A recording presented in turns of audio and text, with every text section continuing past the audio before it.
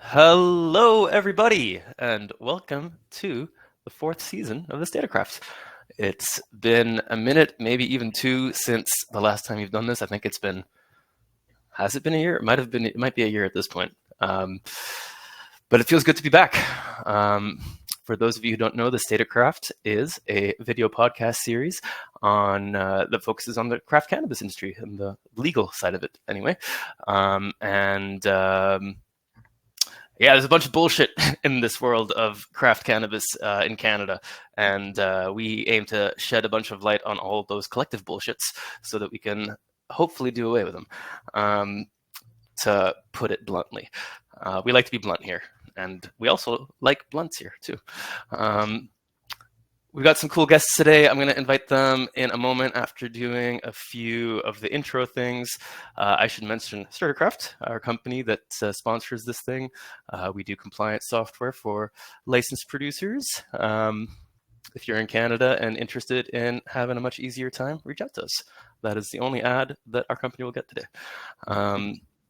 What else? Yeah, so I live in Nelson.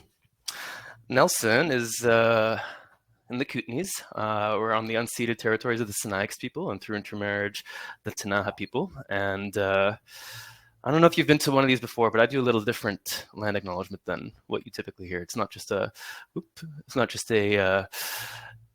checkbox. I'm going to talk a little bit about what that means. So when I moved to Nelson, there was a few years before I actually understood what happened to the Sinixt people here. I came from a place in Vancouver.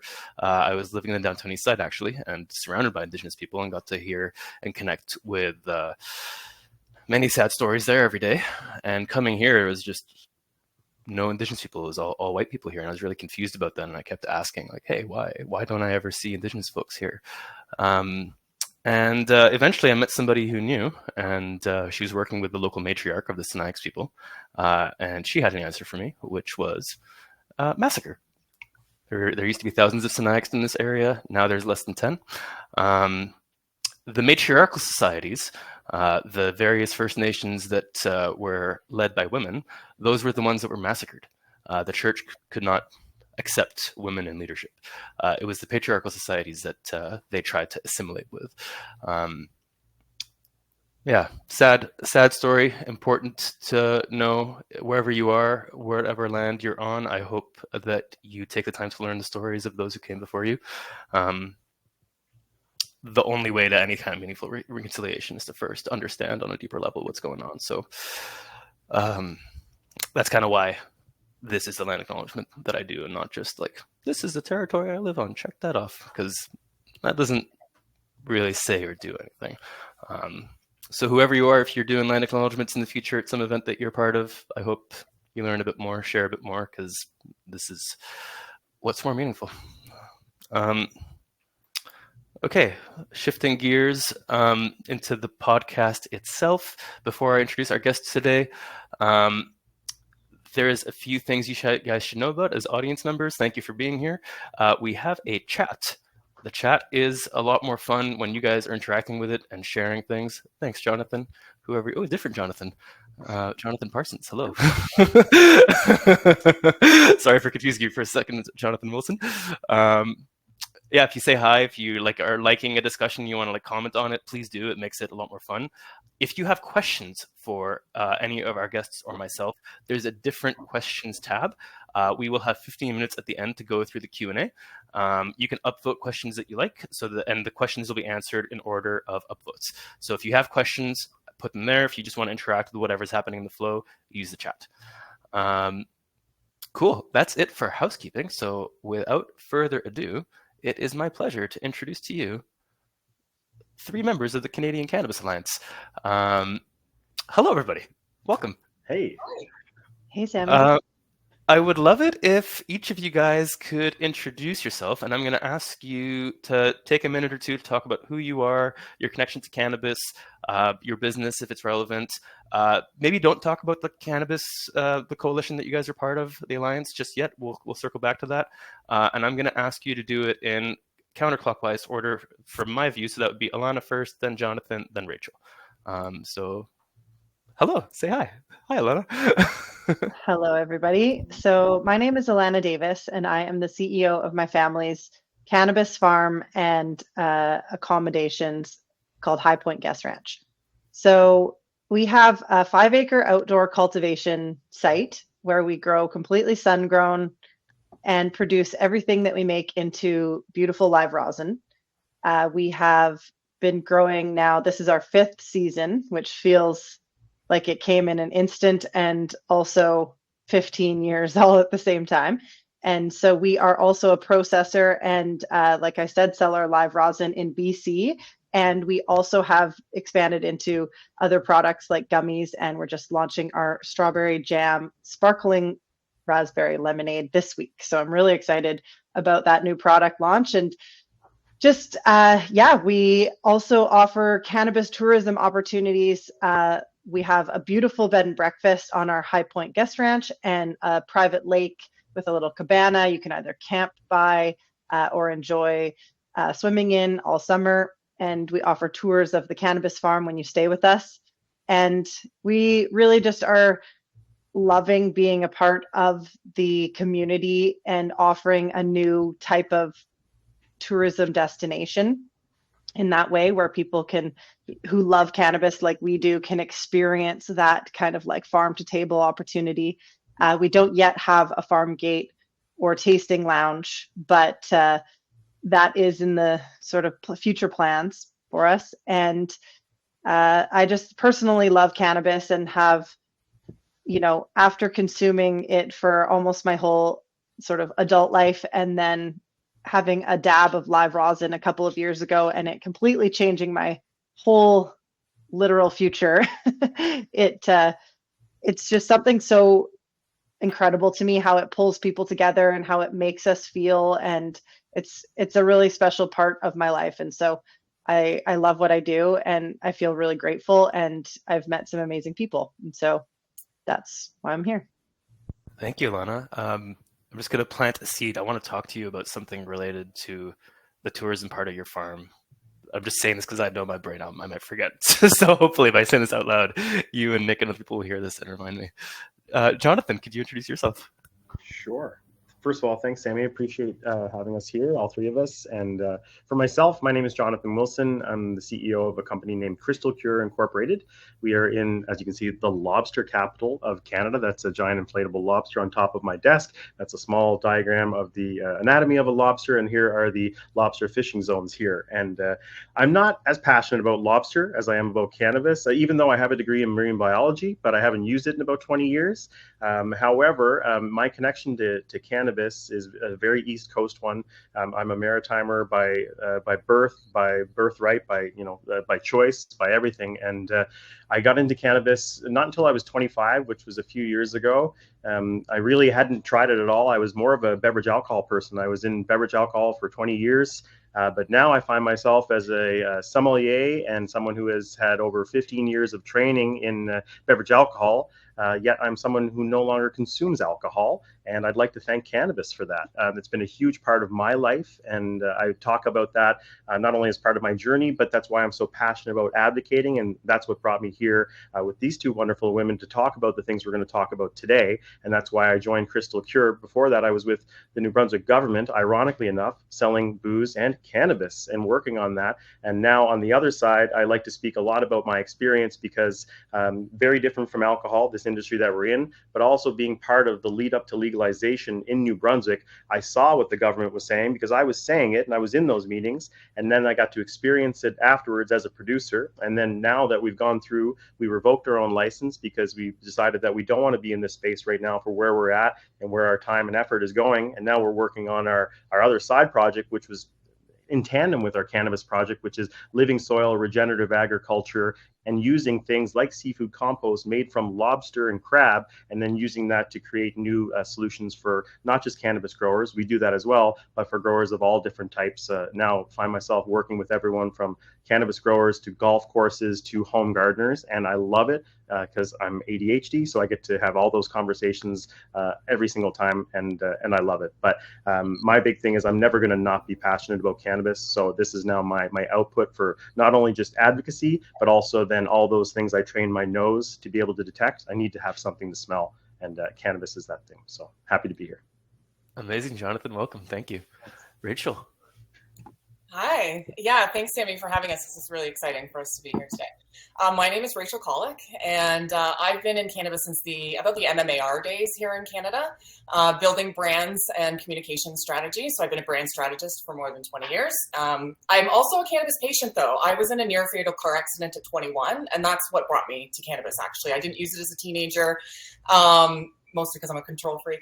But it was recommended to me from my partner at the time, who was an athlete who had a couple of knee surgeries and who used it for pain and arthritis and things like that. And it changed my life. As Alana said, one joint in my life has not been the same. And so when we started talking about going legal here in Canada, I thought, what a dream, right? What a dream to use your skills that you have professionally to do this thing and bring this thing to market and be involved with something that we know will save millions of people's lives. For me, it just felt like we'd hit the jackpot, right? The idea that you could do this professionally.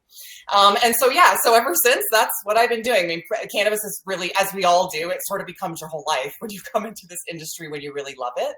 I've had everything from a podcast. I had the first national TV show that talked about cannabis as well here in Ontario. I started the Boss Lady. That's really cool.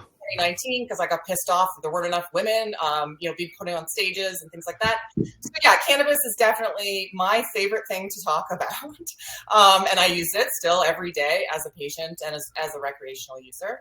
What really excited a couple years ago, I was the co-chair of the National Cannabis Working Group for the Chamber of Commerce, the Canadian Chamber of Commerce. And that's where I really got to see the power of lobbying and the power of really having differentiated voices at the table and how much we weren't doing that really well, that we were going up to Ottawa every year and sort of banging our fists on the desk, and there was a certain group of people that was representing us over and over and over, and we were having very specific kinds of conversations.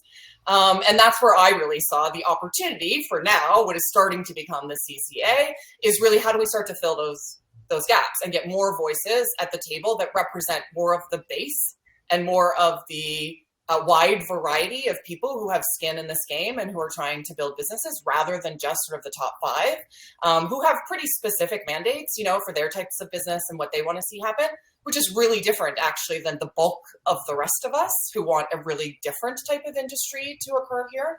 And so when we all started talking, there's a lot of alignment. Many of us who have been here for many years can see what the problems really are. And so we're all really excited to start to collaborate together. We got legalization because we worked together, and I think then we sort of forgot that that's how we got it, because we were all just so excited to then make our thing in the world and go out there and do the thing. And so I think now's the time to sort of reorganize and get focused once again. And so super excited for this conversation and for everything that I think is going to happen this year. Amazing. Thanks, Rachel. And that's a beautiful segue into what the CCA is. You kind of touched on it there a little bit. I know from our chat before we went live, there's kind of two main prongs that are relevant for today's conversation. So Alana, I want to turn it back to you. Can you tell us about the first big aspect of the CCA that's relevant for today? Yeah, so initially the CCA came together as just, myself kind of working on gathering producers together in BC and sort of initially forming the BC Cannabis Alliance, which were inspired by the Scotia Cannabis Alliance as kind of like, to us, what felt like the right terminology for what we were trying to achieve is, getting everyone together.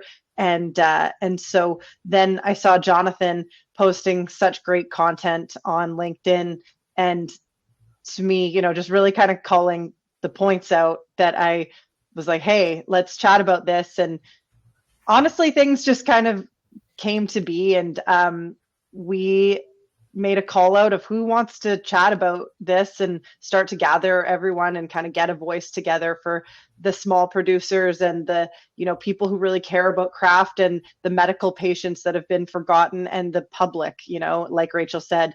And so we formed together, and I came into it with a lot of naivete in thinking that that it would be, everyone would just jump right in and stuff. And so I really value the experience that these two bring to the table in just knowing how government works.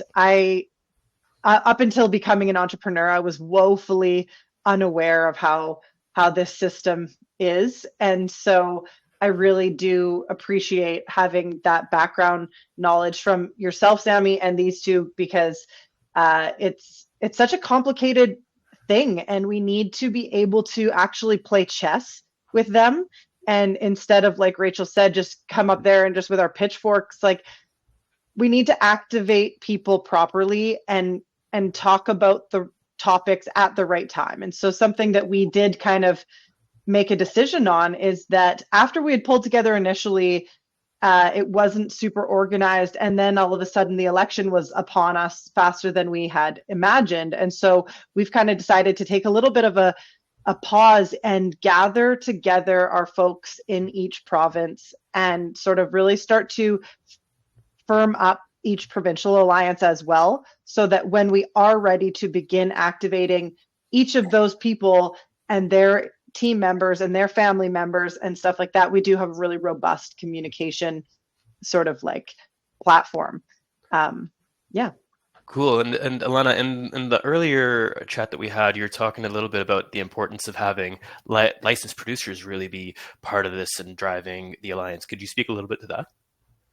Yeah, absolutely. So at times I have found that as a producer, some of those people who are advocating on our behalf don't always necessarily understand the implications of what they're advocating for, and sometimes prioritizing things that are not actually as impactful to someone who's working in the business every single day. And so then I got frustrated and kind of wanted to rally an organization, at least from the BC perspective, that was driven by producers and led by producers. I recognize, though, that the value is that, you know, it needs to come from us because we are eating and living and breathing it. But it also, we do need to be incorporating other perspectives, because as we're seeing, like, the message about excise tax hurting producers is not landing. And so I thought it would, frankly. Like, I was like, see this chart, guys? You're paying for this in the end. And so I was like, hello.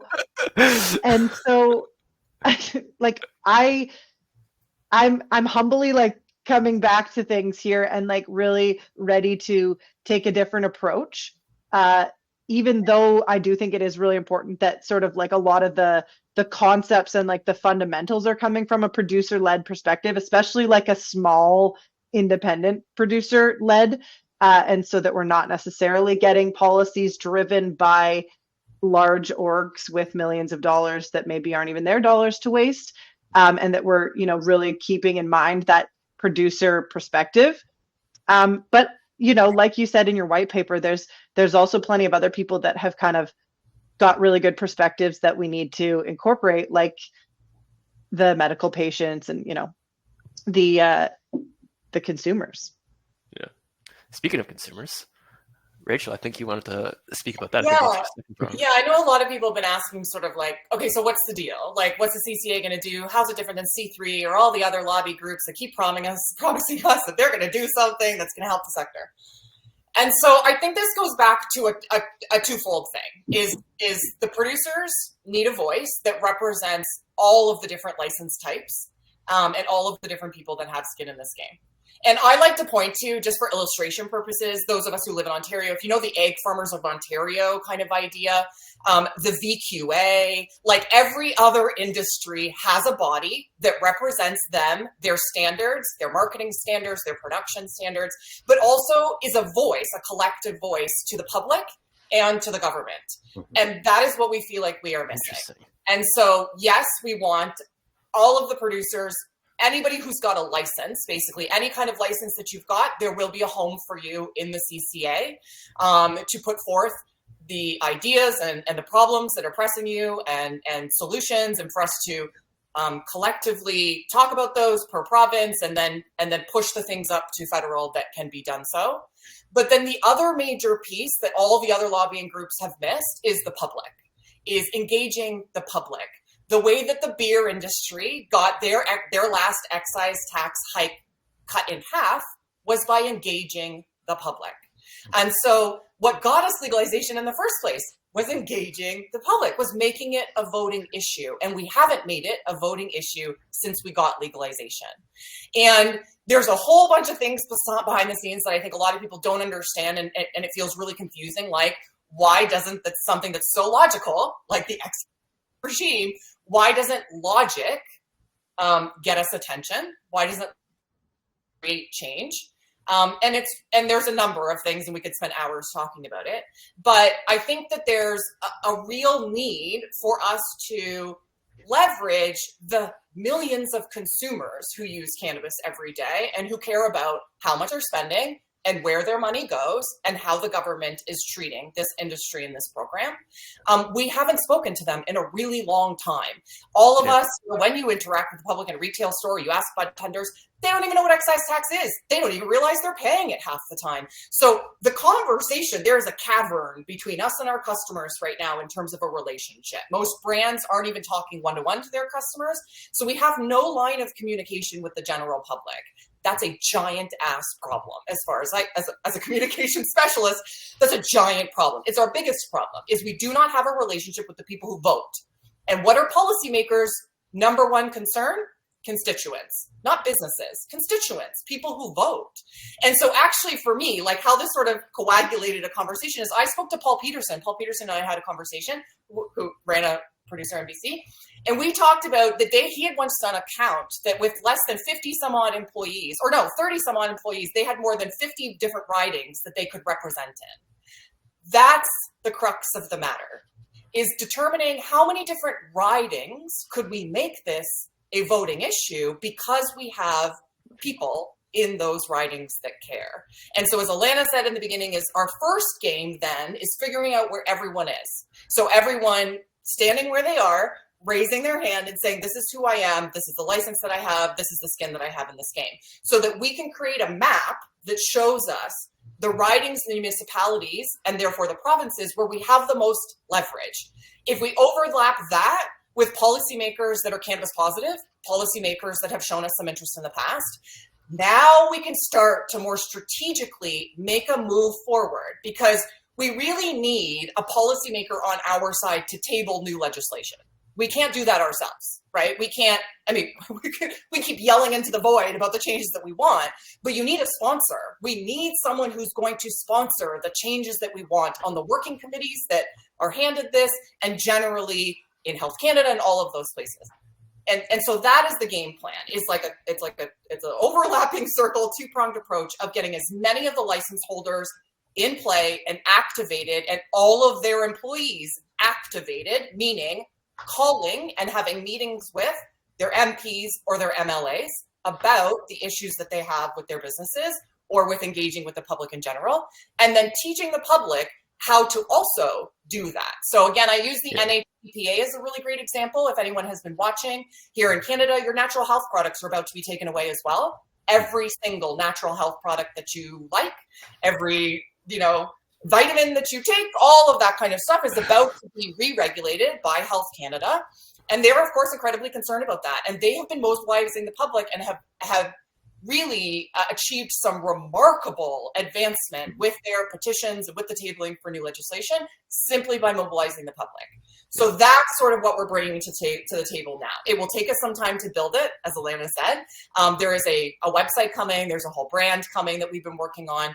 It will take some time. And we've been a little sidetracked because we didn't anticipate all of this happening with the election. In fact, when we first started talking about this in the fall, we all thought we'd be going into a conservative government. And that's what we were actually initially preparing for, was how do we get the conservatives to care for the first time about cannabis, and how do we get them to get on our side and all of that? Well, a lot has happened since then. And so we're having to do a little bit of a rework of our timing for rollout and things like that, just to make it make sense. Obviously, we don't have time to rush something up to the federal election now. So we're taking a little bit of time to sort of set the foundation for how we'll do that going forward. Cool. Thank you for that beautiful, thoughtful perspective and approach. You know, it kind of just makes me think of, like, you know, a lot of the bureaucrats and people in various ministries that, you know, we've worked with in the past doing the policy advocacy work that we've done. Like, they're all public servants. That's their role. And who do they serve? The public. And you're right. The public has never been mobilized.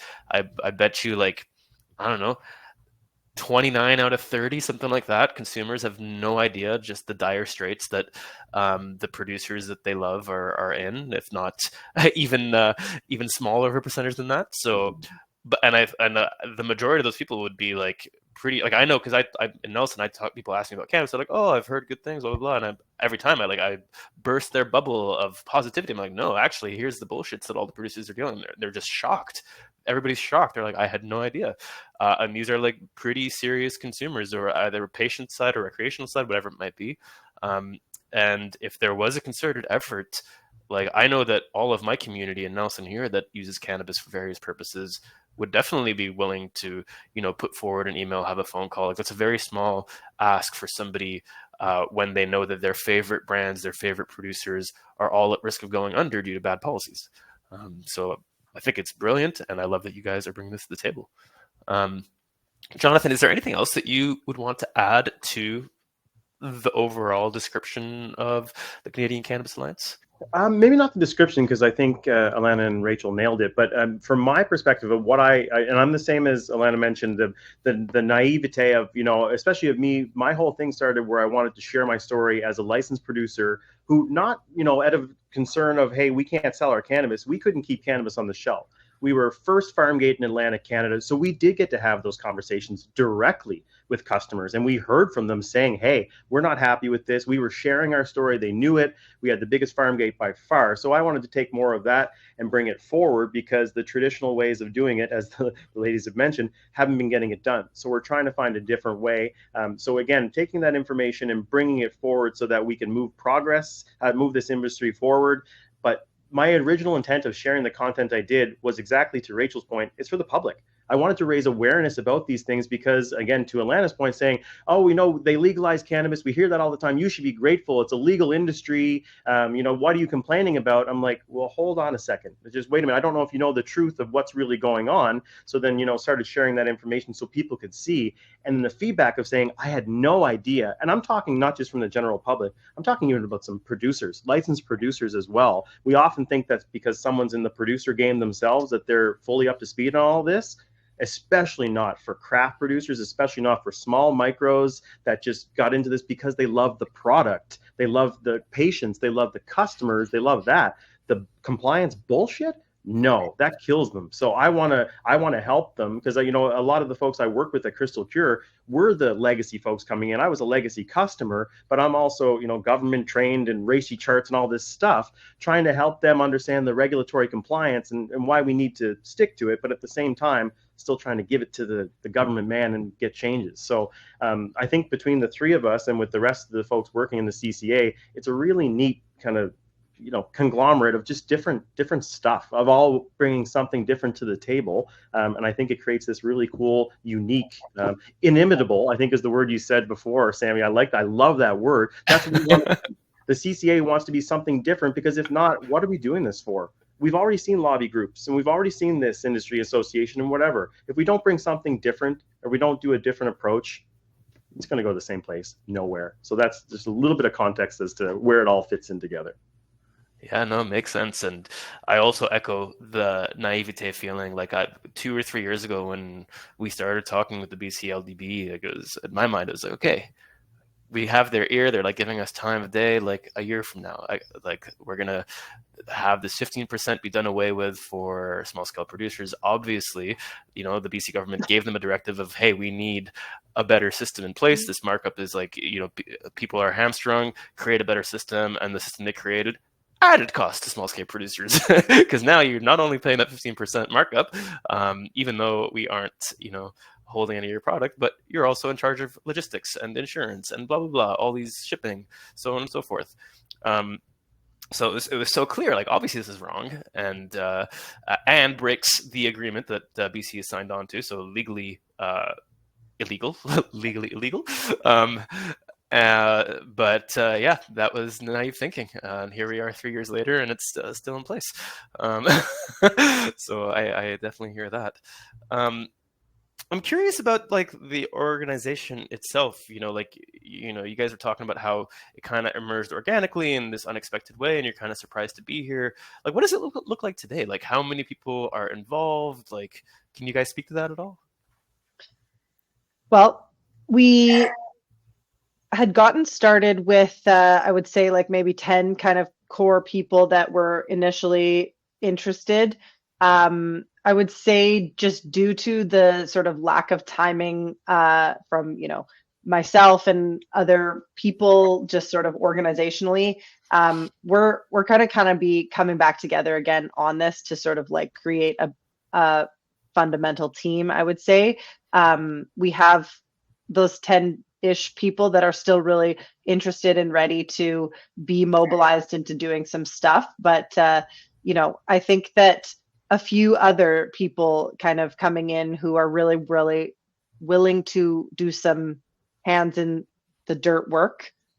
Because, Jonathan and myself have kind of been like, we want to devote to this, but we're running businesses and it's really challenging. And Rachel's got like an incredible plan laid out, but also we have to be sort of mindful about like taking advantage of people's time. And, we want to do this right. And so I don't have a concrete answer on how big we are or sort of where we're at, because things have changed a lot since we've gotten together. And I think that this is a good time to sort of chat about what we're interested in doing, and people can kind of like come to us and say, hey, we want to get involved too.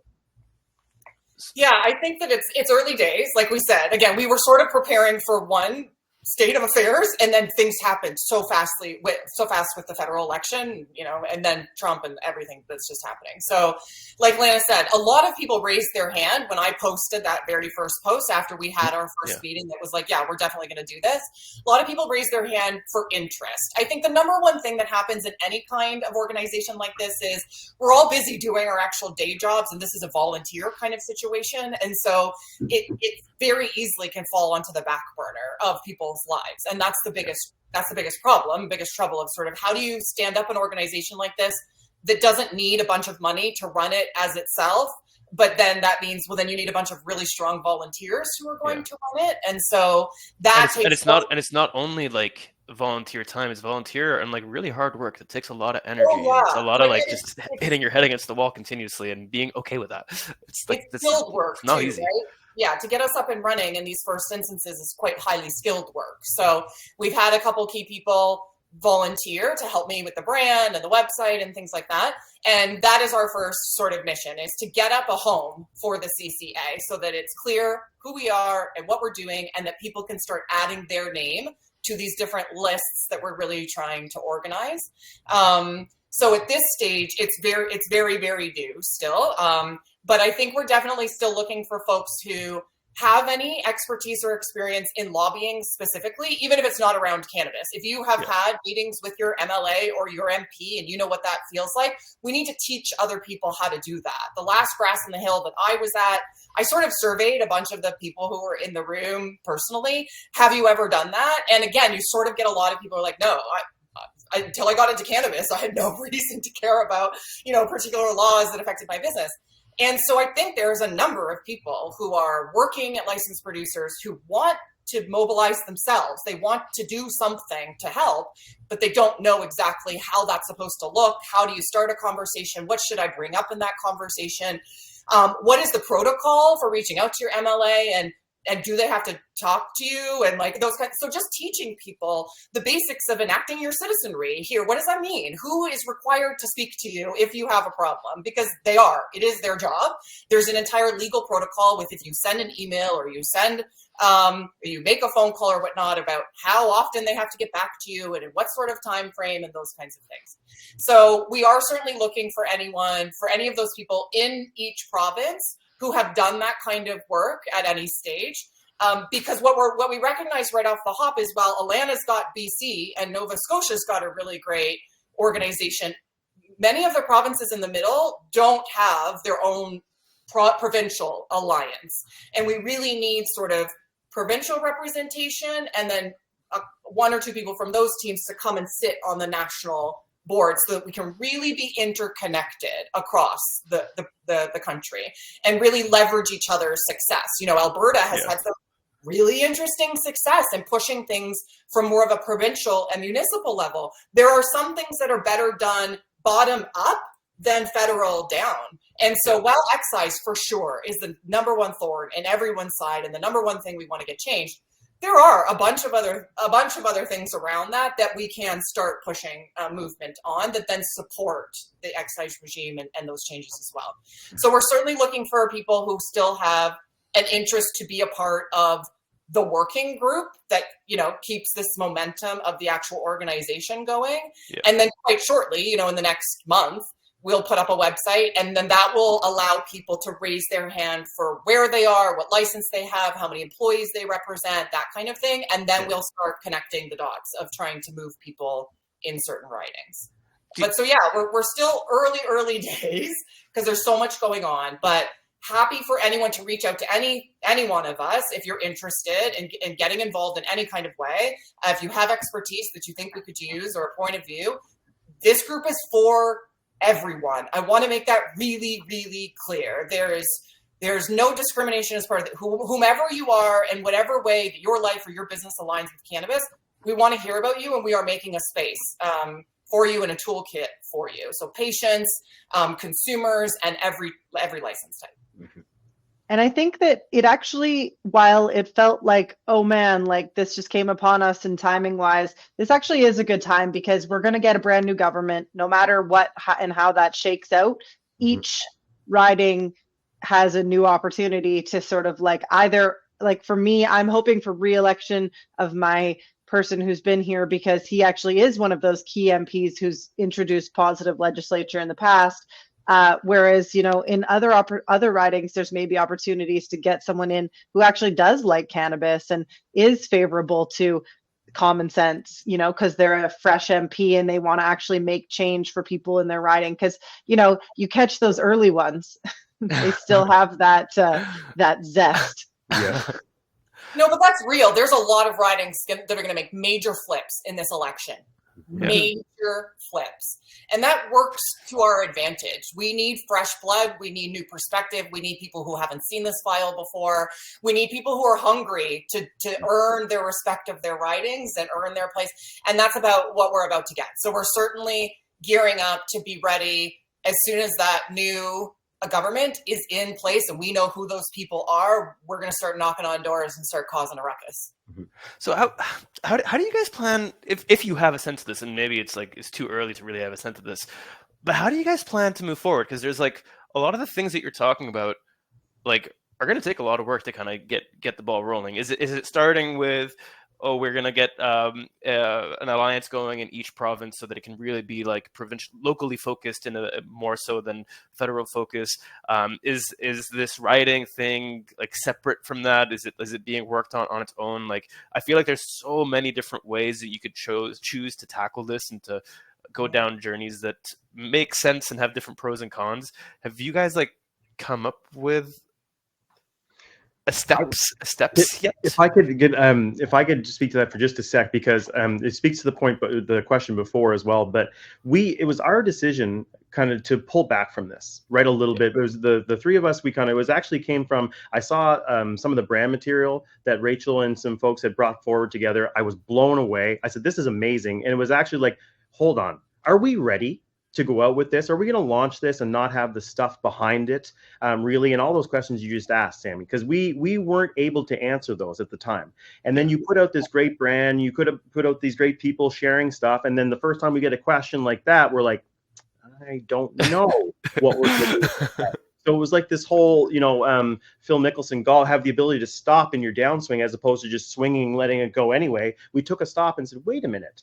Hold on, let's figure that stuff out. And then that's where we started talking more about, the provincial level, the territorial level, and getting that education out to the public and everyone else to say, this is where this conversation needs to happen. There's going to be a whole bunch of different conversations. Some of them are going to be happening provincially, and this is who's going to be doing this. Some are going to be working on a public campaign, and that's going to be happening over here. Some are producers in BC. So from my point, we decided that we're just at this point now where we're figuring some of those things out. Some of them we have figured out, some of them we don't, but I'll let the the two others, the two professionals here, talk about that part. But that's kind of where I see where we're at, tying into the previous question, kind of where we're at right now.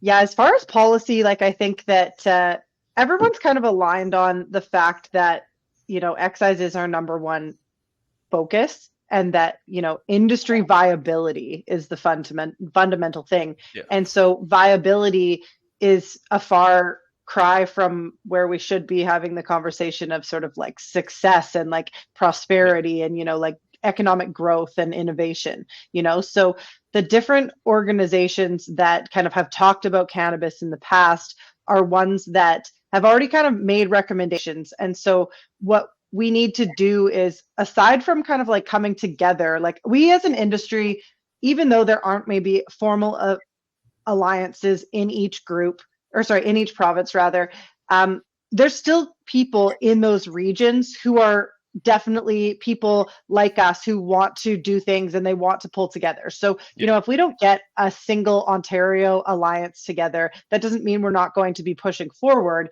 but it is something that's, really important to find the helpers, And so for us to be able to action on these, it's all kind of happening at once. We're gathering together the different producers and the different people who want to get involved.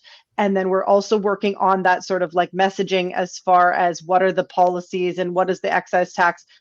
What changes does that need to look like? And then the marketing side of things, we're kind of trying to take that different approach of like, we've got a great person on our team, Sabine, who works with the High Buds Club. And, the bud tender perspective is something that's so completely foreign to a lot of us, and they're the ones who are having the very most conversations with the customers. And so oftentimes we rely on them as the conduit of this information. But if they don't care about the information, why would they do that? And so it's kind of like all of these things being figured out at once means that I think that we're going to kind of roll into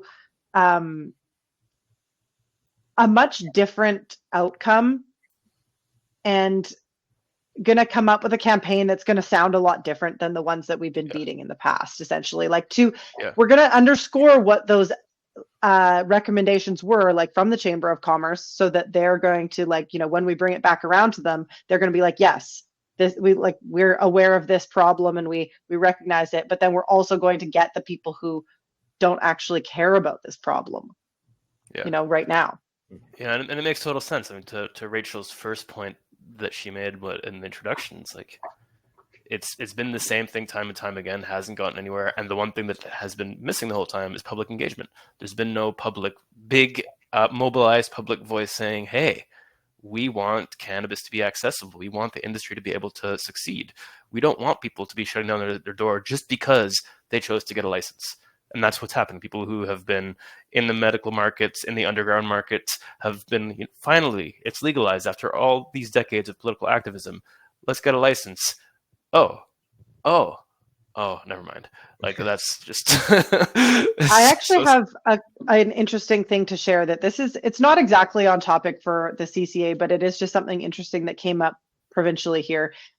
There is a group that has approached the city of Langley, or the Langley Township, to do a medical, like opiate crisis relief, like a in-person medical clinic kind of thing, a cannabis clinic, where they'll be able to actually provide cannabis in a medical person-to-person setting, which is obviously, as a lot of people understand, not the case in the medical system. And so these different types of sort of like pilot projects are happening and possible. And so I think that something for us all to just sort of be like aware of and excited about is that we can think out of the box and propose different pilot projects and things that may be able to move the needle substantially. even though they're just sort of like small little things happening around the country. And so I know that's completely off topic, but it's just something cool that I wanted to share that's happening. No, I think it's on topic. Like the goal for this season of the CertiCraft is to just have discussions that get into solutions, and what are ways that we can address these issues so that we get to a point where, at the very least, viability exists. To use the wording that you use, like, I would like to see thriving exist, but thriving doesn't matter if like you're in an existential crisis every day, which is the reality right now. Don't thrive if you can't survive. Right? Yes. Yeah, I'm happy to provide a little more clarity on sort of what comes next, because there is a plan. There definitely is a plan. I got the sense that we're figuring it out. So if there is a plan, I want to hear. We're figuring it out, and I'm going to hand it off to the people that know it. It's very clear. That was my words. I know. Go back and look at it. It's multi-phase for sure, but there absolutely is a plan. And what comes first is the website. So a central portal for everyone to get engaged. And what you will be able to find on that website is your ability to, as a producer, create a profile for your production company, whatever licenses you have. It's a retailer, it's a processor, it doesn't matter. That will serve as both a public profile for you. Again, the CCA over time will become a public-facing marketing board for the industry as well. So again, I point to the Egg Farmers of Ontario. The voice to the public that promotes cannabis as a sector is certainly something that's in our long-term view.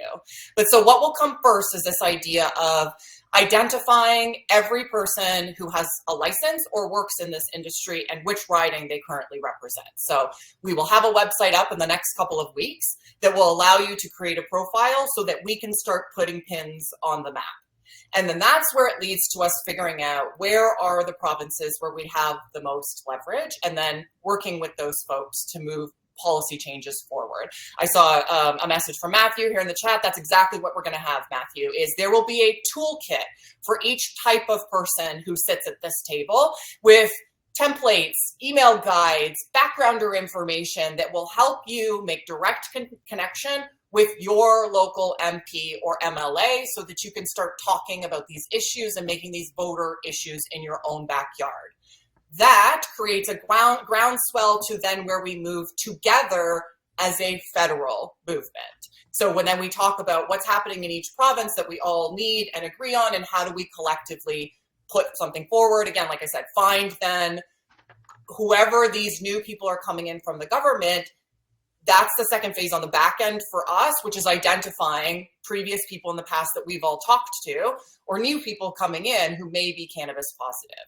So that's the first stage, is really us creating a central entity where everyone can find the information and stay up to date on what we're actually doing. But the first phase of what we will offer the industry is these toolkits. This idea of we want to mobilize everyone as much as possible on a monthly basis with you talking to your local representatives about the cannabis sector. That will illuminate a whole bunch of stuff for it, right? So we'll have ways that you can tell us about how that meeting went. And if you found someone who you think is cannabis friendly and could be leaned on to help us push things forward. So it is phased, and one thing sort of lends to the next, and we learn from one phase, and that informs how the next one happens. But it really is industry first, and then when we have that base, it's then telling the public about what our issues are and getting them to care. Again, as Alana said, like bud tenders are a big piece of this, and I was at an event last year, and I surveyed a room of about 100 bud tenders about excise, and 75% of them didn't even know what excise tax was. Yeah. That's a major problem for our industry, right? And we have to shore that piece up before we start blasting the public with information. But the plan will be to have posters and retailers and postcards for people to go home with QR codes, right? All of that kind of stuff is coming. It's a matter of taking time. And the first game is getting as many people who work in this industry or want to work in this industry talking to their local representatives about their concerns. And that's something that we're, again, attempting to mobilize as fast as possible before the federal election completes and we get all those people in new seats. So there will be more announcements coming in the coming weeks as to how you can engage and where you can go to set up your profile and tell us who you are and download your toolkits and things like that. That will be that first stage. Brilliant. I want to kind of just highlight something you mentioned that is another thing you guys are doing that's new that I haven't seen before, which is essentially creating a database of the people in the industry who want to be part of this and mobilize, and the people in government who want who are like amenable to fairness and things that just make sense and don't needlessly harm an industry, and especially not needlessly harm jobs. And that's kind of the perspective that a lot of government cares about. Like the policies are costing huge jobs, especially in rural areas where the government does want to focus on economic development instead of this economic regression now. So that piece on its own is already, like, I think, quite special and really important. And without that, how can you have a concerted effort where everybody's pushing the same boulder in the same direction up the same hill? So I think I just want to like flag that as another thing that I think is important. I also have like I want to give you like a seed of an idea to maybe consider for the future with, kind of riffing on the idea of posters in stores and whatnot.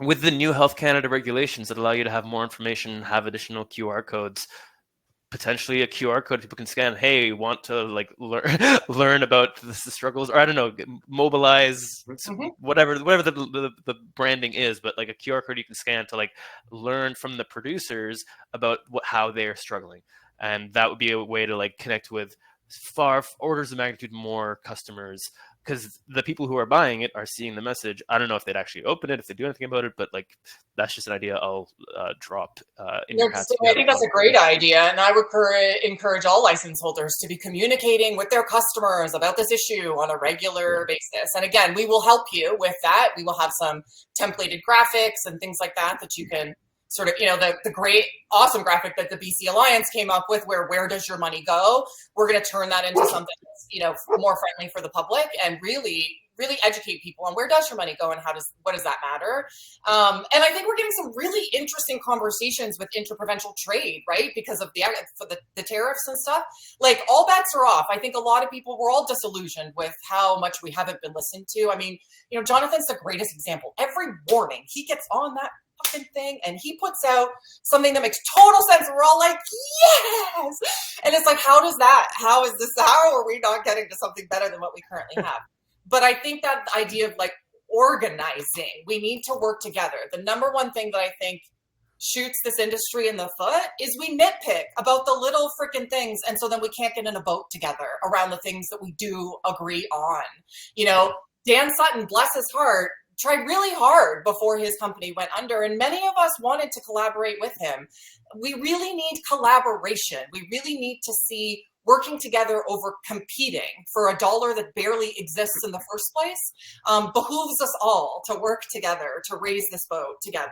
OGI, like the big ones, are out there and lobbying hard. Sorry. What is OGI?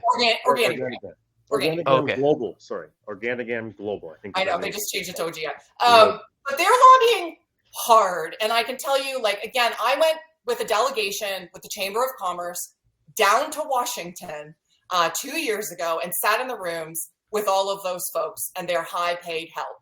And I'm telling you, the conversations they have in those rooms are not the conversations you want them to be having. Yeah. And they're not asking for the things that the rest of us are asking for. In fact, they're kind of asking for the opposite, because for many of those big companies, this is working really great for them. Yeah, they know they can't compete if Craft all of a sudden has a chance. They're sucking up a monopoly right now. They're buying up, they just bought the most successful brand on the market that was created without their help, right? Like, Motif was arguably the most successful brand in the country. So, like, it's working for them in their business strategy. But if we keep letting this go that way, we'll have a monopoly of 5 companies at the top, and nobody else will have skin in the game. And that's, I think, not what any of us thought this industry was going to look like when we dedicated our lives to it. Yeah. One of the biggest. That wasn't supposed to be the way, by the way. That's why, because they said it wasn't supposed to be like alcohol and communications and cell phones, where it's 3 companies that control it. That was the Canadian government that said that. So then when we get into it, we're like, well, wait a minute. Why? But you're doing that exactly thing. You're bringing the industry together. You're consolidating it. You're making sure that there's only going to be 3 or 5 companies, and that's the exact opposite of what we wanted. So it's That's why we believed it, because they told us that. Same as the excise tax, same as all these things.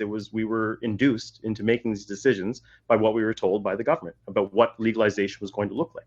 That's why it's so disappointing, I guess, in some ways. As much as we're so excited about the industry. Is a nice word. You asked, David Brown said, we commented on one of his posts. He said, so you don't think that it's a success, right? You don't think that the industry is a success?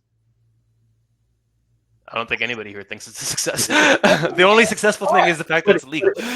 That's the only success. He got mad at me when I said it's not. I didn't say it's a failure, but just because it's not a failure doesn't mean it's a rousing success, right? I didn't think we were going for a 51% pass here on the industry. I thought we were going for a little better than that. If we were just going for pass fail, sure, it's a success. It was legalized. But if we're looking for something that we want to influence the world and show what we could do, I think we need to do a little better than 51. Yeah, we don't want a D-.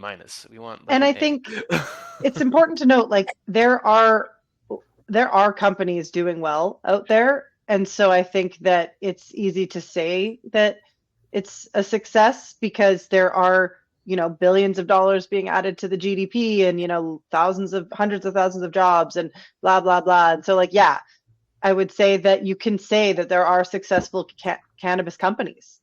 People are profitable.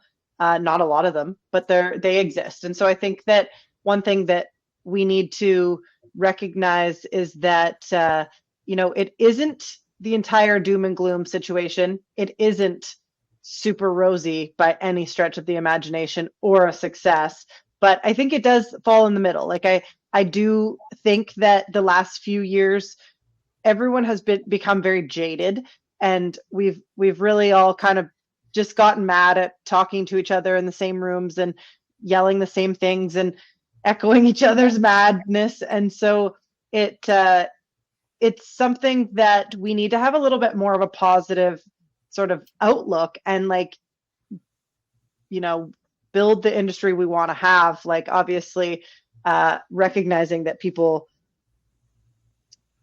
that it's not just doom and gloom, essentially, is kind of what my point was there. So Alana, how do you get people who have been struggling for years, who have lost all faith, who've tried their best, have gone out, talked to their MLAs, talked to their local city council, talked to the various ministries that are hamstringing them, and have tried really hard for years and haven't really gotten anywhere, and are still in this mode where every day they wake up and they're just like, another day, oh, fuck. Like, how do you get them to be positive? Well, I think that it's just like, I'm a pretty big manifester and believer in sort of you get what you sow kind of thing. And so, sure, if you're going to wake up every day and feel that nothing's changed for you, and that, your business is not successful, and that, it's really tough out there, it's absolutely, those things are very true. And the government hasn't listened, and you are still barely making it. But at the same time, you're choosing to remain in this business, and you're choosing to get up every day and grow cannabis and try and sell it. And so you can choose to then continue to put your efforts into complaining or being frustrated by things, or you can sort of either put the efforts you have complaining into going out and talking to more retailers and trying to convince them why your product deserves to be sold more, because there's lots of cannabis being sold. So, I mean, you can put your efforts into being negative and complaining about the same things to the same MPs that might not be listening to you, or you can try a different thing. Yeah, I get it that it is frustrating to bang your head against the wall. Some days I wake up and I'm like, what the am I doing here? Don't get me wrong, but it's just ultimately, if you're going to live in that negative space and you're going to continue to just harp on the problems, are you going to get anywhere in your life? No. So it's kind of you just ask them to be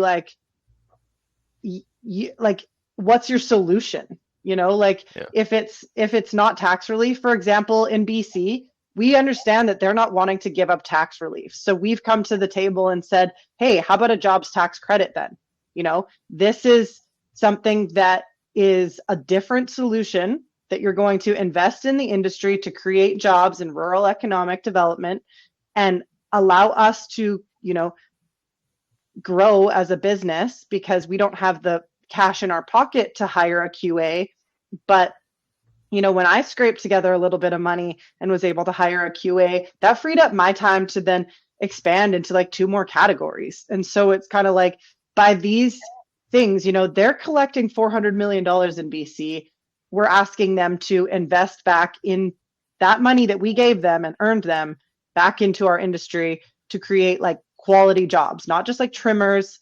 Not that we don't need trimmers, but I want to hire a QAP or the lab tech or the sales and marketing manager. Like we want to ask for different solutions and be more like forward thinking and positive, because everyone who has gotten to the table so far and complained and cried and it's so unfair, like it hasn't worked, is kind of my point. Yeah, I would say anybody who's struggling, I want to introduce anyone who's struggling needs to spend some time just reading Jonathan's stuff. I mean, again, like he doesn't have a license anymore, and look at how much he's still in this and passionate and driving it forward and staying focused. Stay focused. What you focus on grows, right? And I think that, listen, it's also early days. We're literally standing up a multi-billion-dollar industry. It's only been a couple of years, right? And so the expectation, I think, for a lot of folks was, especially if you were doing good on legacy side, that you just cross over the aisle and rocket ship. Your money. But like, I mean, I'm a serial entrepreneur. Like most businesses fail in the first 5 years. Most businesses. So the idea that lots of cannabis businesses have failed is actually exactly how it should go. Like that's how it goes. Like lots of people try. They didn't have the skills. They didn't know what they were doing. Like that's how it should go. I actually think there's not, like this is somewhat of just the natural growing pains of standing something up that is big, that's never happened before, that has 100 years of wind in its face. And like, this is a giant endeavor. So I think those who are sitting here, I mean, I tell a lot of people, listen, if you're burnt out and you can't find a positive momentum, leave. Take a break. Go somewhere else. Find some other thing that brings passion back to your heart. Like certainly your own mental health and your own ability to stay focused on what's positive in your life or your business is major for all of us, especially given how the world at large currently is. But to also remind yourself, this is a very long game. So if you were expecting that in the first 5 or 7 years, you just become an overnight success millionaire and cash out and end up on an island somewhere, that's a story that the guys in suits sold to everybody that was never going to happen for anyone. And so I think a lot of people just need a reality check of like, if you're an entrepreneur, this is what entrepreneurship looks like. It really does in almost every industry. Now, are we, downtrodden with a bunch of shit we shouldn't be? Yeah, for sure. But early days, like we're still working. There's still tons of really hungry people who have really deep skills and have a vested interest in making this happen. Mm-hmm. It's not going to happen overnight. We're not going to fix all of the problems in time to save everyone. But guess what? You also get a second at bat. Like to me, this ain't over this forever for anyone. If you went away, I tell everyone, if you need to go away, you come back in 5 years, it's like a soap opera. It's going to look exactly the same as the last time you watched the channel. You're not going to miss anything. This is a long game. The people who are in it, you need to be ready. Buckle in for the long game, babe. Like this ain't happening overnight. And if you're crying into your stoop wishing it was, then there's not much that we could say that would help you, Yeah. And a lot of those people have fallen off too. I mean, like some of the voices that were quite negative, like they didn't make it, and so it's kind of like, I do feel a lot of the people left in the game in 2025 are of that mindset. They're grinding, and someone said to me, if you can survive now, you'll be able to survive forever. So it's like grin and bear it, Yeah. I like what you said earlier, Alana, of it's a choice to be in the industry. You know how much bullshit there is, having been here for however many years you've been here. So if you're still here, that means you're choosing to, and if you're going to choose to, then like don't surround yourself with the negativity. You're just like hurting yourself that much more. It kind of harkens back to Buddhist philosophy, which I really like enjoy. With everybody is subjected to misery. That's like one of the tenets of Buddhism. Like everybody like suffers, but what you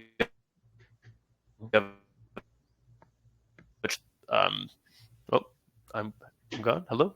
You're okay. It's only I had a message saying you are disconnected. Bad internet. It just glitched. But yeah, when when you suffer, it's the choice of, do you let it get it down, or do you just have equanimity, as they say the Buddhist translations to English. Sammy, that's the reason what you're talking about. That's the reason I shut down our license, right? To speak to it is like I have all intentions. I want to get back in this industry. But sometimes you have to burn the forest down in order to create a better, ground to grow back up on. And I could sit in this thing and we could say, okay, yeah, we're at a state, we did this, one, because it's the right decision for our business, but also because I did think about the story that this could tell. Because when I told some folks, like other producers, that we were throwing in the towel, we had done it, it was this huge warning sign for them. It was a red flag saying, wait a minute. You guys are farm gate. You guys are living soil, selling all you can. You're in this stuff and you're throwing in the towel. Like, whoa, wait a minute. And this is other producers. So that kind of then signaled to them, like, wait a minute, am I really I'm just doing the same thing as everyone else, and I'm growing the same strains as everyone else. And, it made them kind of step back and take a second, because I could have stayed in the industry and say, yeah, we're just going to keep losing money and goddamn New Brunswick government and blah, blah, blah, blah. Or I could say, you know what, let's try and use this story for good. Let's focus on something else that we've been working on so we can survive as a company. And let's use all this pent up passion and stuff that's inside to try and bring some positive movement forward. Right. And so if someone is sitting there, to Alana and Rachel's point, if you're sitting there just kind of stewing every day, get out, or turn that into something that we can use, turn that lead into gold, and let's go. But yeah, just don't sit there and stew about it. Stew about it in a way that we can at least stir the pot a little bit somewhere. Yeah. Stew it tastefully. Yeah, it tastes good, right? Stew can still taste good, but just not a negative stew. Yeah. Cool. Well, I really appreciate this discussion so far. It's been super, super eye-opening, and I really, really love your perspective and kind of the freshness that you're bringing to the table, and the thoughtfulness too. It's not just like, here's an idea, let's go with it. It's like, no, there's a lot of thought that's gone into it. A lot of, I imagine, like brainstorming, trial and error, as you guys like kind of played around with different ideas, and just the things that have fit and that have emerged like fit really well. And I'm really, really excited to see where this goes. And I can tell you guys that you'll have CertiCraft's full support with whatever you guys do. Any way we can help, we'd like to. Brilliant. I'm so happy that we've gotten to be here today. Is there anything else from like kind of a solutions perspective that hasn't been shared yet that you think you want to discuss a little bit? I would love to talk about the ways that we do that. So C3 has, a lot of people are like, well, how are you guys different than C3? And so for starters, like, I don't want to come up here and say that C3 is not doing a good job, because I've met Paul. I think he's a great guy. And I think that they are going to, continue to try and move forward things for their members. And the things that they are focusing on, I think that could have some great trickle down effects for us. So I'm going to go over them. So first being the province's remitting excise tax. So I think that one is a really key, awesome option that would prevent a lot of this, like, so-and-so's going out of business and they've got $9 million in excise tax that's just uncollectible, and like, oh no, tough shit. The industry just has to eat that and have that bad reputation. If, like liquor, the provinces and the distributors remitted that excise tax, it would take the cash flow onus off of the producer, and also that tax burden and like unremittable money. So that's a great one, I think, that they're lobbying for. Second is some red tape reduction. And they just like are asking everyone for, different examples of red tape that they can kind of improve. I think that there was a good swath of them that came through on the recent changes. Like weighing your veg waste and stuff. Obviously, some of those were really impactful. And I think that that's also important to note, that we have seen, progress. It's not the best, but, so then there is also the national excise stamp, which to me as a small producer, that is not as an impactful of a solution. I think it's kind of one of those is this national versus having one for each province? Is that the suggestion? Correct. Yeah. So the national excise stamp is kind of their like final platform element, I suppose we'll say. And that is, a single Canada stamp rather than BC, Alberta, blah, blah, blah. For me, though, like I was just going to finish that thought, is just it's not that impactful because, you know, if I only sell in BC, it doesn't really change my business. And who does it help the most is multinationals who are selling products and worried about, oh no, I sent that to Manitoba, not Ontario, like, because I'm selling everywhere. Oh no. So it does help, you know, people expand, but it's not necessarily a small producer win, let's say. And so those are my kind of like just throwing it out there as sort of some more talking points of like different ideas that are getting thrown around, because they've kind of stepped away from excise as they don't think it's winnable. But, you know, maybe there is also ulterior motives that their members don't really mind paying the excise tax, or maybe just not paying, and then that's chill too. No comment. I mean, I would go on a limb and say that it's not so much that they don't mind paying, it's that they don't mind the consequences of small producers being forced to pay. I think that's probably more what it is. And I'm not too familiar with C3, but the sense I get is that they represent the biggest of companies out there. Is that a correct? They also There's some represent small guys joining, but yeah, some small companies too. We were a member of C3. Crystal Cure was when we were there. I traveled to Ottawa with them when in front. It was actually, and I have, you know, I'm not going to here to talk about other lobby groups and say that, but we need to be different. I learned that we need to be different because I was on a stage with other, you know, CEOs of cannabis producers. All of them, all the other ones except for two of us, were publicly traded.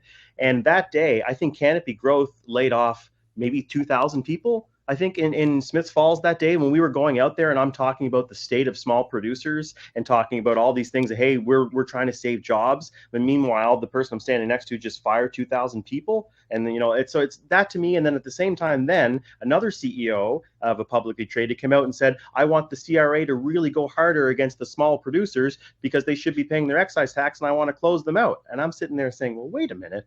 I don't have any arrears right now, but at the same time, I'm a small producer. I know there are some. I don't want to be up on the stage again with people that are actively wishing that I wouldn't be there. And so I said, we need to find a group that really gets who we are and what we're going to do. Because if that group is going to move forward, if Organigram or Pure Sun Farms wants to get 10 milligrams per a raise for the edible limit, they're going to find a way to do it. Crystal Cure is not going to come in and add to that. But we could do something, say, well, maybe there's a graduated excise tax we can talk about for small craft producers. That doesn't apply since that's not something they're concerned about because they're more concerned about their market share, their stock price, not about their net loss or their operating income.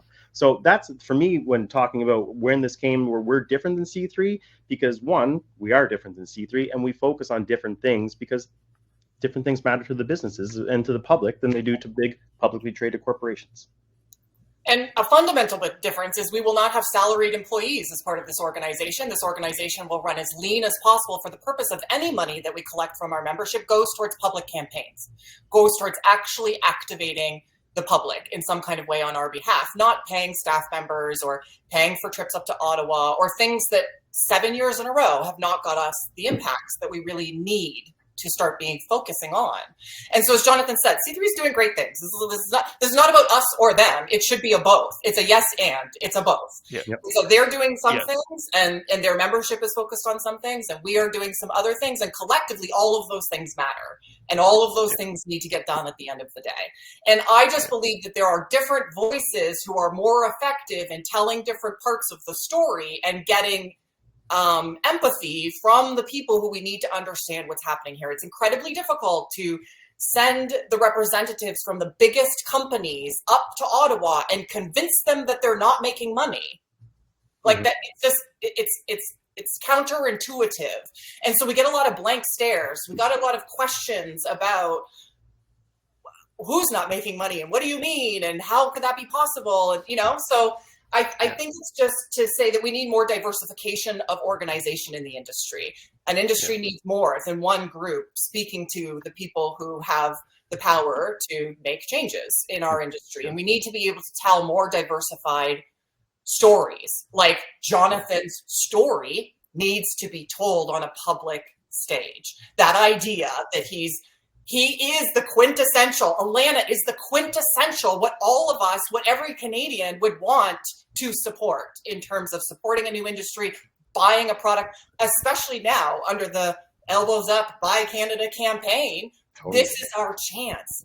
This is our chance to really get some of those brand names out there into the public sphere to tell some of those heartfelt, homegrown, mom and pop kind of stories that Canadians love.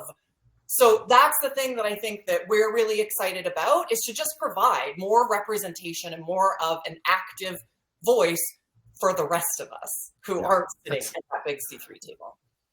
That kind of gets the last thing you said about, Alana and Jonathan being this like Buy Canadian part of the Buy Canadian story. Makes me wonder, like, the biggest corporations out there that have done a lot of things that I think we'd all agree are problematic.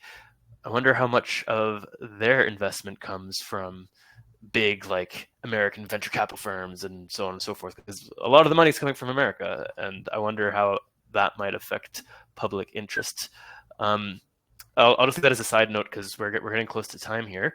I have 2 questions for you guys, and then I see Matthew has also asked 2 questions. So I'm going to ask one question first. Is really relevant for what you were just talking about, Rachel, there. One of the things that has been really disappointing for me was seeing ISED. I forget what it stands for, but it's kind of the federal government's innovation development. I bet you guys Innovation, science, economic. But it's been okay. But it's been because they were tasked with, okay, there's a lot of these complaints we're getting around the economic viability. Please figure out what's going on with cannabis.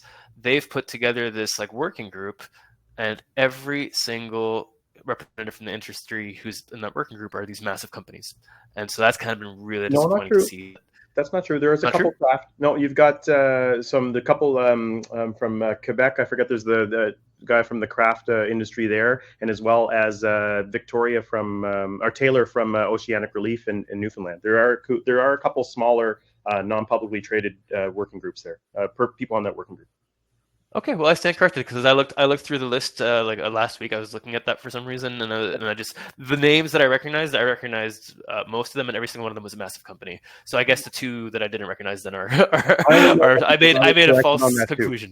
I was corrected on that too because I tried to call it out and say this is ridiculous. There's no small producers, and then they're like, "What about these 2?" I'm like, "There they are. You're right." Yeah, but two, right? So but the difference in resources those 2 have by versus proportion. Proportionally, that's an interesting way to proportion the industry, as if the bigger. And the question is, are you proportioning by like money made? Are you proportioning by licenses held?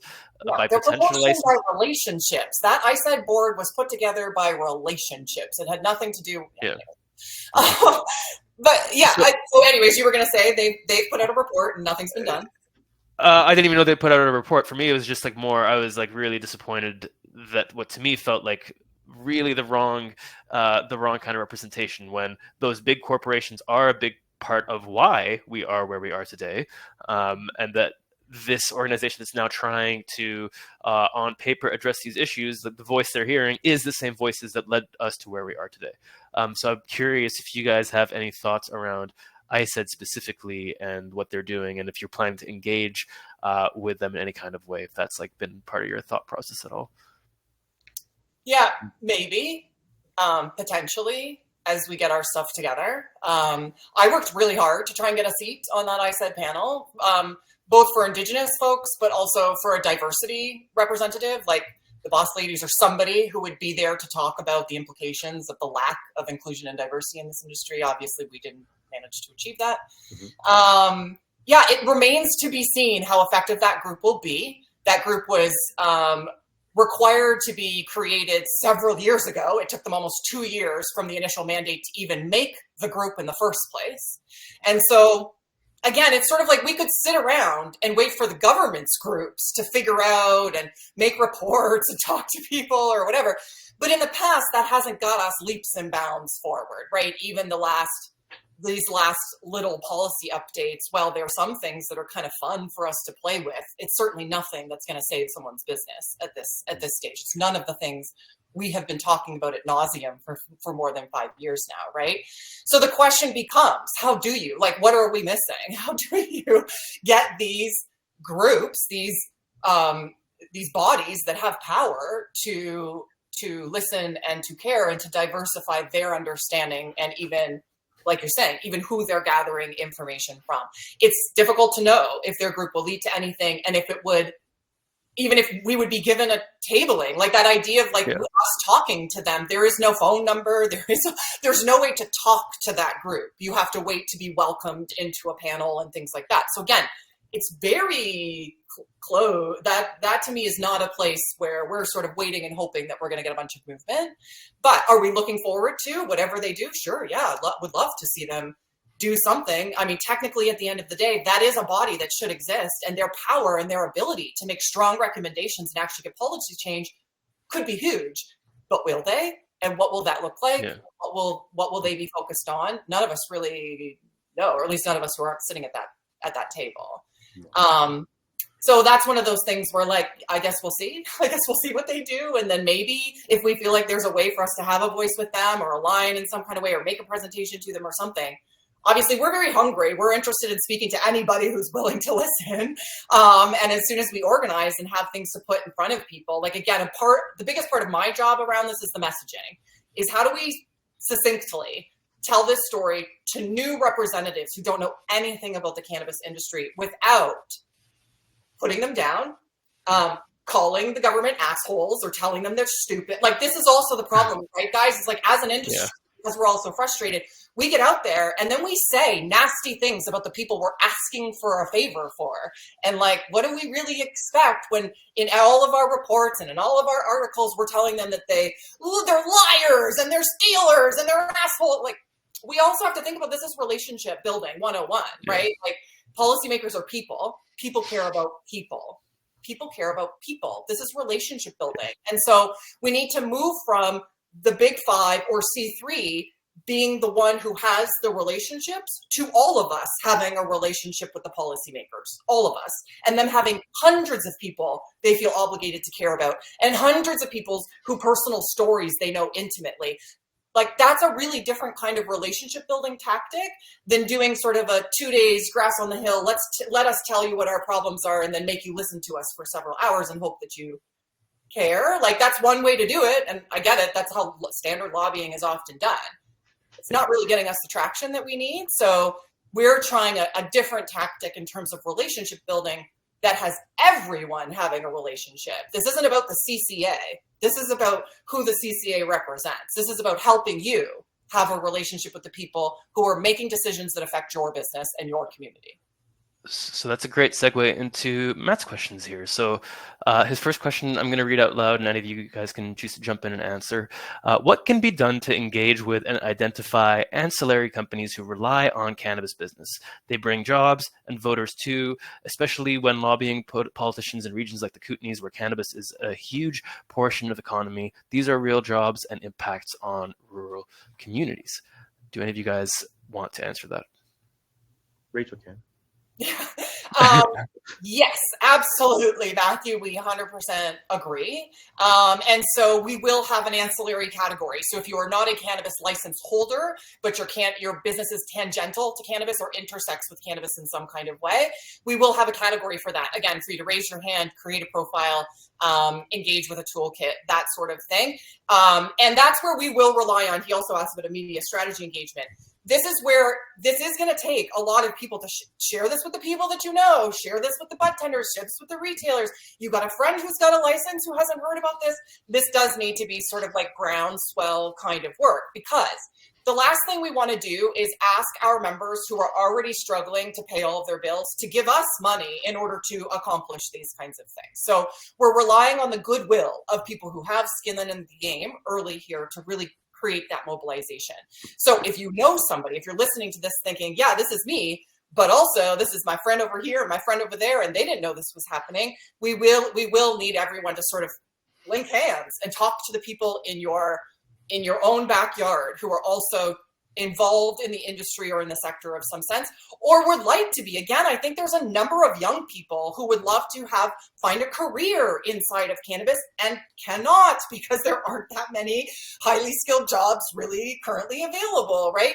And so even if you have never worked in cannabis or don't currently have a business, there's going to be a way for you to get into this boat with us and start rowing towards what we all want. So that is coming for sure. And certainly open, like Matthew, like email me if you have some particular business in mind or a group of businesses that you think is like a pocket of people that could be really great for us to leverage. Like, this isn't the Alana, Jonathan, and Rachel show, right? In fact, we have really struggled to be like, is there a leader here? All of us are like, we're not really. This is a very flat organization. This is not about a hierarchy or someone's a leader or someone's more important or someone's calling the shots. We get on these calls and it's what do y'all think? And what are the ideas? And what do you want to do? And so we're open. We're open. If you've listened to this today and you've had some genius idea, call me. Like, we want to hear about like how other people see this, that this could be done as well. Or if you want to help in some kind of way, we need all the help that we can get. So yes, we will try to engage with everyone that it makes sense to, and are open to anyone's thoughts around who that should be. Amazing. Okay, I have one final question, which is kind of a complete shift in direction. This season of the State of Craft, I wrote a white paper that's kind of, to use your terminology from earlier today, Alana, the manifesto on the challenges in the cannabis industry. And for the rest of the season, each conversation is diving into kind of one of the sections within the white paper. This was when I read your post, Rachel, a few months ago. I was like, I want you guys the first episode and are kind of fighting the fight that needs to be fought. And I wanted to highlight you guys, give you a platform to share your voice and support you guys in this way. But I do want to tie it back into the white paper a little bit. And I just have like one question, which is, what did you guys think of it? Is there anything that stood out to you that you really agree with, really disagree with? I'd be really curious to hear any thoughts you're willing to share. It was incredibly well researched. I'm actually going to lift several of the older points that you because you have so many links in there to all of the cases and things like that. So I'm really happy that you've done that legwork. There's a lot of background or information in there. I mean, I think one of the things we've been asked about as well is what is our intention in engaging Indigenous communities? And of course, we all feel like that is a massive gap as a part of us standing up this industry and the lack of engagement with Indigenous communities.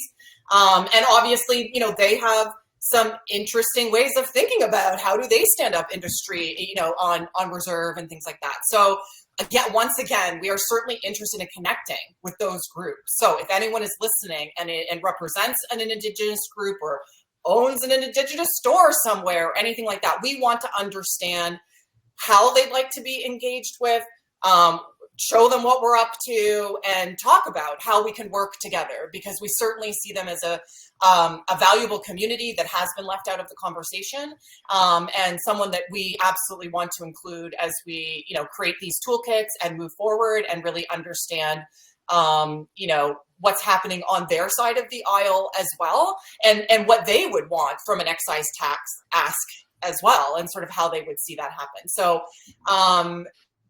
these are early days in the sense of like, we would really love to connect to more of the groups. That's one of the things that we've kind of struggled with in getting up off the ground, is figuring out like, okay, so who's the point of contact for like a small group of people that have been organizing in some kind of way. There are small pockets of groups of retailers that are kind of organizing over here quietly in a WhatsApp group and, who are working on things and whatnot. We would really love to hear from any of those folks who do have a group of people who are interested in doing stuff. Because I think there are a lot of voices, but most certainly that Indigenous community, I'd be incredibly interested to work with them and enroll them into what we're doing and really collaborate and work together, because I think that that's a major piece that we have missed in the industry for sure. I also really liked the white paper, and I've read it before, and so quite a lot of it resonated. I think one that I always like to stand on, which is not a necessarily federally relevant thing, but provincially, but it is the classification of cannabis as a farm agricultural product. Which is, with my 5 acres of weed in the ground is kind of a joke, that it's not considered agriculture. Really? I water it, I add nutrients, it grows? It's I not will agriculture? So yeah, definitely that classification was a really core point for me and the BC Alliance as well. But the whole thing is super well written, and I do appreciate the time that was spent putting that together, because it is a good place to send people to be like, hey, you want to go and have a read about what's all going on? Like, I would say it's really succinctly covered specifically for BC, because obviously that's where you are at, and me too. Yeah. I spent well over 100 hours writing that thing. It was I believe that. a lot for sure. more work than I expected it to be when I first set out to do it. But I wanted it to be a good job and to be well researched and to be a resource, because I felt like there wasn't anything that just like brought everything together with documentation, and I felt like that was an important starting point for any kind of being taken seriously by the government and whatnot, and so on and so forth. For sure. Yeah, Sammy, Jonathan, same do you for have me. It reminded me. So I like the fact that it hit so, because I'm a marketer, so I like to be focused, but I do appreciate starting off broad, right, and then getting a little bit more focused in. And when Alana and I had the opportunity to talk to the Scotian Cannabis Alliance, whenever that, I forget was that, a month ago, 2 months ago? I can't remember now. It's just gone by so fast. And actually C3 was there as well. And we talked about this idea of a symphony and having harmony and harmonizing the voices. And when I read through your white paper, I just read through last week for the first time, it really talked about all these voices coming together and all this research coming together to form this one voice. And it showed me that we have to keep this up. And it also showed me that we need to tell every single person that we need their voice, and every single voice counts, because if that one single flutist is not playing their note, the symphony doesn't sound as good as it could. But the one thing that we don't have is a maestro, right? Is it bringing it all together? So right now we have a whole bunch of different producers doing their own thing, but we don't have someone to bring it together. That's what C3 tried to do, I think, but they don't have the resonance maybe with all the groups, or some people don't. But then when I was reading through your white paper, I thought, well, no, that's kind of us. I think that's what we can do and bring this all together. So when I read it and then know that we were coming on here, and same thing as what Rachel and Alana just said, I was blown away at the detail and the work it shows. So kudos to you. But it just made me kind of bring all this together and think like, okay, yeah, we're on the right path here. This is what the industry needs. I'm with it. So great job. Thank you. Beautiful. No, that's amazing. And I love that idea of the Canadian Cannabis Alliance being this maestro conductor kind of role that's allowing the symphony to flourish and harmonize and all come in at the same time. And I think that's a beautiful, beautiful metaphor for what Rachel was talking about earlier in terms of creating this like database of people who want to put their time and energy in, and of the different connection points within the system and the framework that exists in order to actually have your voice matter. What a beautiful way to connect all the dots here at the end. Thank you guys. I really love that you guys are not only doing what you're doing, but that you chose to spend some time here today with me and to get to have this conversation. I know you guys are like, just putting together all the online public facing things. So if it helps, I'd be happy to send you the raw video that's recorded here if you want to like pull parts out and be able to use snippets for whatever social media or on your website, whatever you want to use it for. So happy to provide that if that's helpful. And yeah, thank you guys so much for being here today. It's been a beautiful conversation. Thanks for having us, Sammy. This has been really great. Like, thanks for reaching out and including us in this conversation and everything that you do to create conversations in this space. It's really, really needed. So thank you for inviting us. You are most Agreed. welcome. It's a pleasure. Really appreciate that. Cool. And thank you to everybody in the chat for being here today. It was one more thing. Nick says thank you. So next time, 2 weeks from now, 2 Fridays from now, we have a conversation about stigma. It's going to focus on cannabis stigma in the healthcare system. There's going to be a couple of nurses that we're going to have on board here who have a lot of experience, decades between the two of them, like I want to say 50 years of experience in the healthcare industry, and about 15 to 20 years between them in the cannabis space of using cannabis professionally, medically. Both of them weren't using cannabis initially in their nursing careers, had very different perspectives on cannabis, and then had their eyes opened and it became a big part of their practice. One of them is Kayla Sandmartin, who you're welcome, Corey, and Matthew and Jonathan. Thank you guys for being here. One of them is Kayla Sandmartin, who she's been on this podcast before. We had her in a special episode of like, let's learn about the endocannabinoid system, where it was one of our very few not policy reform focused conversations. It was just like, let's learn about this thing, because you blew my mind at this conference when we had a talk, and I want everybody else's minds to be blown. So she started the Cannabis Nurses, which works with patients who need care, primarily with veterans nowadays, I think. And she also started Canada's first official nursing certificate program. It's like nurses, after they're a nurse, every 2 years, they have to like do more training. And so she's created the first program that allows people to be trained to work with cannabis for patients. So that's kind of her claim to fame. My sister took her program. Yeah, Kayla's awesome. She's one of my favorite educators. Yeah. Cool. I'm curious about your sister's experience. And the second guest that we have for that episode, his name is Kirk Nyquist. He is somebody who's been very vocal about cannabis's benefits within the medical system for quite a while. He hosts a podcast alongside a pharmacist who's also very pro-cannabis called Reefer Medness, not Madness, Medness. And their whole goal is to just share stories. They find people with interesting stories in the cannabis space, and they want to show that, no, cannabis really is medicine, and that's kind of been their journey. So really excited to have this merger of two minds with very different backgrounds, but both who are very experienced nurses who understand the system inside and out of healthcare and have been forced to see cannabis as a medicine through personal experiences they've either had themselves or have been exposed to. So that should be pretty cool to be able to talk about the stigma that runs deep, because as the white paper gets into, in my opinion, in our opinion at CertiCraft, stigma is the root cause of everything that we are struggling with. So there's going to be a few different stigma conversations, and this is the first one, stigma as it relates to patient care. So yeah, everybody who's been here will get an automatic email once I hit the end button, and so you can sign up for that if you want. Alana, Jonathan, Rachel, thank you guys so much for your time. It's been beautiful. All the best to you. You guys have our full support, and I'm so excited to see the success that you guys will find trying things differently and engaging the public and just approaching this much needed issue in the way that you guys described today. It's brilliant, and I'm excited to know you guys. Same. Thank you, Sammy. Thanks, Sammy. Thanks, everybody. Oh. Have Ta-ta, a good day, everyone. Bye. Bye-bye.